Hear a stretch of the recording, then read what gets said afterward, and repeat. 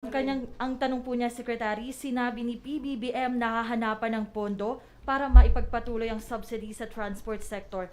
Mayroon na po bang tinitingnan o pinag-aaralan ng gobyerno kung saan maaaring kumuha ng dagdag pondo para magamit dito? Meron ng pagkukunan. Yung sinabi ko kanina, yung windfall tax. Kasi because nakaset naman yung specific tax on petroleum products, since tumaas yung presyo ng gasolina in the world market, tapos nag-depreciate ng konti yung peso, so the peso value of our imports has increased, so magkakaroon tayo ng additional revenue as a result of that. No? Doon natin kukunin yon. Yung pagtaas ng presyo ng gasolina, ibabalik natin sa taong bayan in the form of targeted subsidy. Hindi lahat makakakuha, but yung mga mas apektado, sila makakakuha nito. Okay. Secretary, may tentative na raw po kaya kung magkano ito? Hindi, papatuloy lang natin yung 6,500 kasi mag-expire na yun itong June eh. So yung sinabi nila, this will be completed by the first week of July. Yung pa yung kay President Duterte. So we will continue. Okay? Okay. Ang susunod pong magtatanong ay si Rex Nomisio ng CNN Philippines.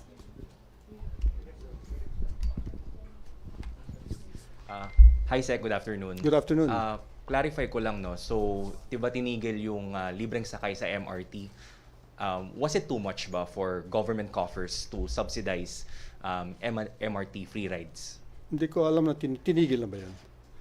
Yes, according... Since when? July 1. July 1. Okay. Hindi ko alam kung magkano nawala dun sa atin, but I know that we have rehabilitated MRT. As you know, on schedule na siya ngayon, di ba? Hindi nasisira, on schedule. And then, siguro dapat naman magbayad na yung taong bayan doon. But meron siyang pinaplano ngayon na if you're a student, libre na ata yung, kaya lang LRT 2 ata yun, ano? At maybe we might consider it also for all the mass transit system. I don't have the estimate right now. Pero malaking improvement na yung MRT, I know. Nakikita ko talagang regular na yung pagdating niya. Tsaka mas madami na sangkaro ngayon, di ba? Hindi na siya nasisira. Okay? Okay, salamat Secretary Jokno. At ngayon naman po mga katanungan para kay Secretary Angeles, Maricel Halili ng TV5. Okay, sa'yo. Tapos na ako? Hello, sir. Kyle Atienzo of Business World here, sir. Sir, my question will be, sir, will the DOF push for the completion of the comprehensive tax reform program? Is the taxation of profitable digital transactions outside the tax net among the priorities of the new admin? And what sectors will benefit the most from the new fiscal plan, sir? Yung tax on digital services, I think it's only fair na dapat itatax natin yon, hindi ba? Kasi kung if you are going to buy it from the regular stores, nagtatax ka, ay bakit naman pagka digital hindi ka magtatax, no? Di ba? I think in the sense of fairness, dapat magkaroon ng tax.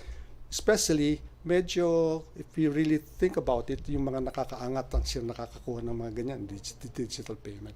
So on the basis of fairness, I think they should be taxed. No?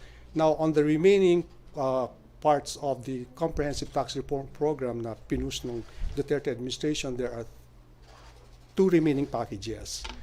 I think ang estimate noon is that it's supposed to be revenue neutral, no? Walang additional revenues na makukuha doon, but it will simplify a lot the tax system. So we will push for that, and then we expect that to be approved before the end of the year, and it will be implemented next year. Sir, last question, sir. To cut government spending, is the DOF considering a shift to PPP, sir? Is it supporting a shift to PPP, sir? Public-private partnerships. PPP. In terms of infra development, sir. We will push for PPP. Okay? Kaya naman hindi siya na-push nung time ni Duterte is that when we came in, I'm talking of President Duterte, walang available na mga projects na ready for implementation. Now we are able to develop some 88 or 89 major projects ready to go. Shovel ready na yan. So if there are some private sector interest, we will welcome that. No? And also because we recently approved yung tinatawag na Public Services Act, which means 100% control of foreigners of some industry like telco, tollways, shipping, etc. I think we encourage them to come in okay, and maybe choose some of those projects or develop their own, and we will welcome the PPP arrangement, not only at the national level, but also at the local level. Kasi there are some local governments, some cities, who have the money to enter into this kind of arrangement. This will help us reduce the, rather enlarge yung tinatawag na fiscal space. So sa halip na 100% gagastos ng gobyerno, I think only a fraction of thereof will be spent by the government for projects that will benefit the Filipino people. Okay? Yes. Sir, on power hike lang po, mayroon pong Supreme Court ruling allowing Meralco to implement a staggered power rate hike. Napag-usapan po ba ito sa during cabinet meeting or sa meeting ni PBBM with the economic team? Ano po kanya naging directives? What are the measures to be implemented by the government para naman po maibsan yung mga burden na hinaharap ngayon ng mga consumers? Okay, I'll be frank with you. Wala ako sa cabinet meeting kahapon. Okay? So, absent ako. So, hindi ko alam kung hindi pinag-usapan yun. Hindi pinag-usapan yun. How about, sir, sa economic team? Ano yung magiging Hindi plan rin nyo? namin napag-usapan. But I think kailangan manggagaling ang dapat siguro sa Department of Energy. Unfortunately, wala pa kaming Secretary for Energy. Okay? So, hindi napag-usapan yan. Okay? So, Okay, just to wrap up, Alexis Romero of Philstar. Clarification For lang, Secretary. Secretary. No? Yung 6.5 to 7.5 growth, it's also for 2023? for 2023, mas mataas pa, 6.5 to 8%. Okay. Mas ambisyoso kami kasi Okay. maraming bagong reforma eh. I Mas may think optimism. we can so yung 6.5 to 7.5 this year, palagay ko medyo conservative pa nga yun eh. Remember, the first quarter is 13.2, no? Second quarter, I would think, will be even higher than the 13.2. Why? Because remember, nagkaroon tayo ng surge nung January 2002, eh, di ba? 2022 pala. Nagkaroon tayo ng surge sa COVID eh. So, 2 months lang yun, yung 13.2. So, mas malakas pa yung, I guess, no? As a former governor of the central bank, ang forecast ko mga around. Sec, dahil nabanggit niya na rin yung surge, no? Yung economic team ba, will they be adopting the same stance ng Duterte government na hindi na tayo wide-reaching lockdowns? I think at no granular? country now will, except maybe China, will go into general lockdowns. No, talagang focused, more focused, and I think we have now graduated from being pandemic to endemic. We have to live with the virus, and kasi most of us are vaccinated anyway, right? Some of our even have boosters, no, third and fourth booster. So the economic team does not prefer yung We don't. general? In fact, that is also key to the 100% opening of or face-to-face opening of classes. No? The plan is it will start opening up by August, and then 100% by November. Thank you, Sec. Thank you so much, Secretary Jokno. Now we go back to Maricel Halili for Pwede na Secretary ako, Ang. Okay, thanks. Hi ma'am, magandang hapon po. Ma'am, first issue po yun tungkol sa proposal. A congressman filed the bill before the Congress seeking to change the name of Ninoy Aquino International Airport to Ferdinand E. Marcos International Airport. Ano po ang tingin ng Malacanang dito, ma'am? Malacanang has no comment yet on this one. It's just been filed. After all, wala pang first reading. So, any reaction would be premature, if any is even warranted at this time. But ma'am, do you think this is a timely topic to discuss, considering that, well, there's a lot of challenges that the administration is facing right now? Number one is the increase on prices of commodities. So is this a timely issues to be raised? Well, this is not a bill filed by Malacanang, so it's not our place to indicate whether it is timely or not. It was the congressman who filed it. So, no comment for right now. Particularly, it's very early stages, really. It's just been filed. Ma'am, One sorry. more. Yes. Other issue lang po, baka po may detalye na tayo dun sa meeting ni President Bongbong Marcos with DOH and PhilHealth officials this morning. Wala pa po. Wala pa. But we'll probably be calling for a briefer as soon as we get that. So, get ready probably tomorrow, not sure, or we will be issuing a release for it. Thank you, ma'am. You're welcome. Okay, one ang, more. ang susunod naman pong magtatanong ay si Pia Gutierrez ng ABS-CBN.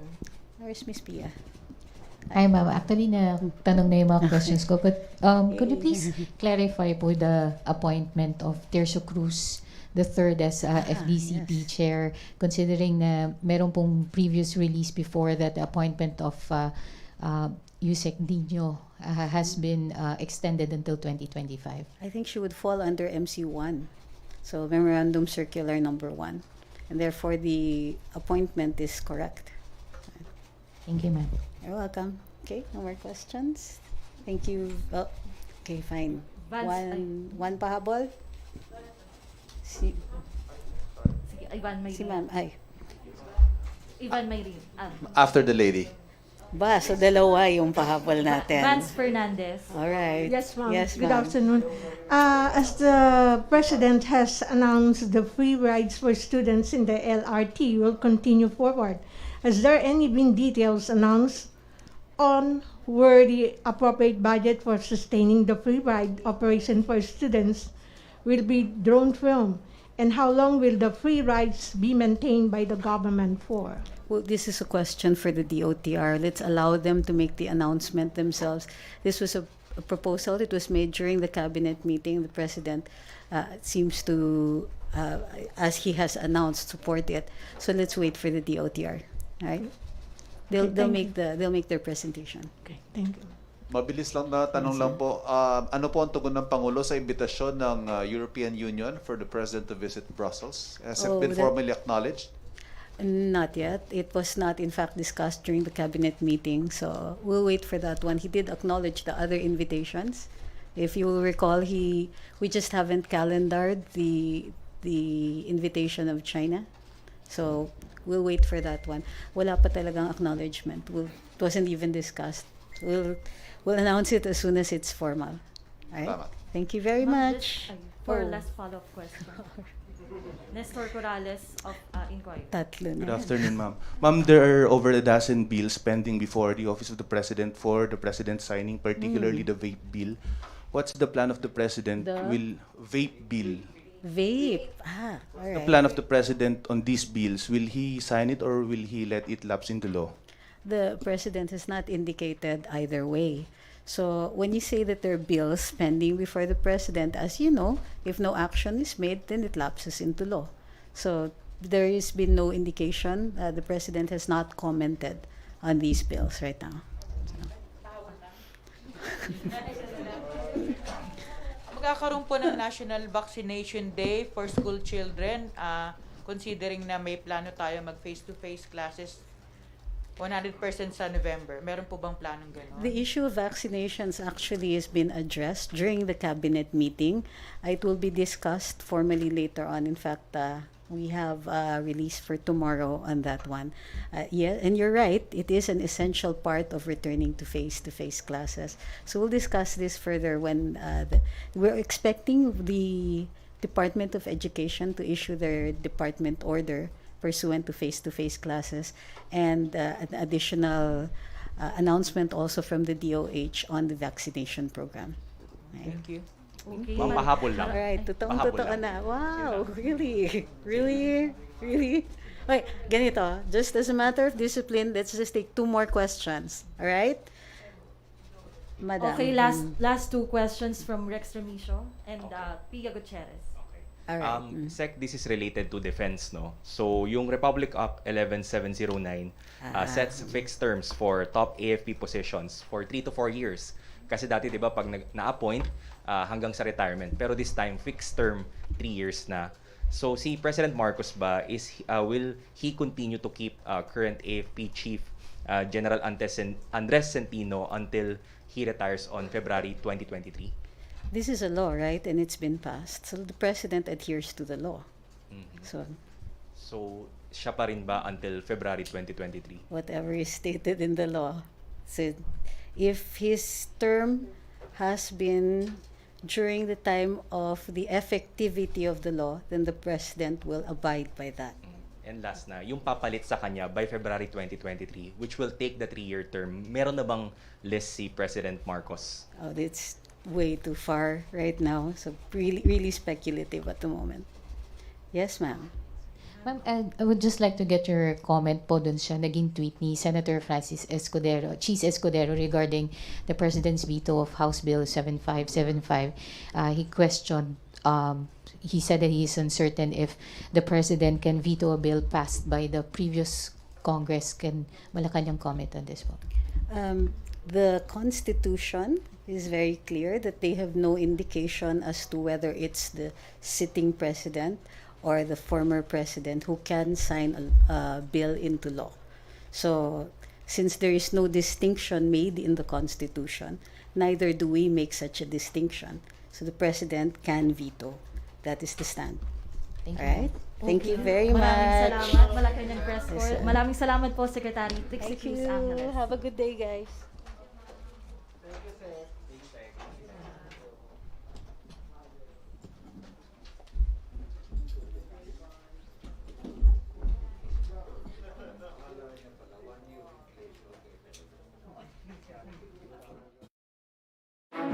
Ito ang Net25 Primetime News. Matatag,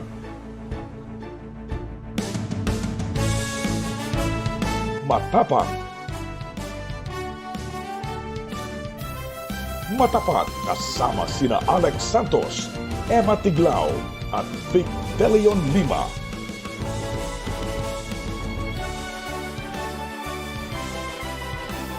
Mata ng Agila. Lunes hanggang Biyernes, alas 6 ng gabi